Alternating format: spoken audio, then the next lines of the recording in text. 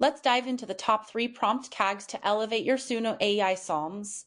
We'll start with a custom mode approach, selecting a specific genre like or and mood like or. What's your go genre for AI music production? Now that your structure is locked in, we'll reveal the exact meta tags to force the AI to follow a musical structure, including, and these tags will help you create a cohesive and engaging track. Quick tip, experiment with different genre combinations to create unique sounds. Our first prompt tag is which helps define the overall vibe of the track. Can you think of a song that perfectly captures an upbeat mood? The second tag is allowing us to specify the emotional tone. Finally, we have which enables us to choose the primary instrument for the song.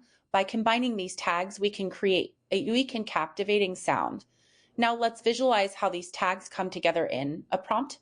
With these tags in place, you can move on to advanced polishing techniques such as audio mastering and stem separation.